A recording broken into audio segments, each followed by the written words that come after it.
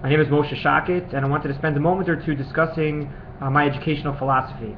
I think that my educational philosophy, when it comes to Jewish education, can be summed up in one word, and that is passion. I'd like to create an environment within my classroom in which my students are passionate about their learning. They're excited about the learning that's taking place in the classroom. They are motivated to want to learn. They're driven to learn more about the various topics that are being discussed in class. They're invested in the learning. They care about the learning, and they want to own that which they are learning.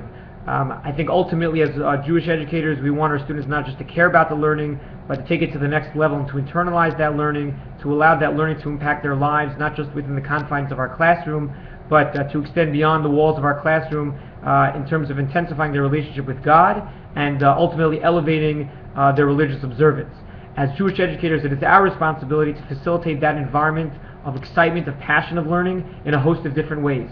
Whether it be in terms of the relationships that we build with our students, where through those relationships our students want to learn more from us and with us, to the types of curriculum, to the types of things that we are learning and studying with our students, to make sure that that which we are learning with our students is relevant, that the messages can be taken home, that those messages they can internalize, they can apply to their lives, to how we create an environment of learning in terms of not just frontal teaching, though at times that is important, to the projects and assignments and assessments that we give to them, where they can have the opportunity to lead and direct and guide that learning, so that not only are they learning from us, but they are learning from one another. They can collaborate, and ultimately through that guided and directed learning on their part, they become that much more invested and own learning in a much more intense way. And finally, I think that we need to be communicating to our students in a more clear, cut way that we love what we're teaching.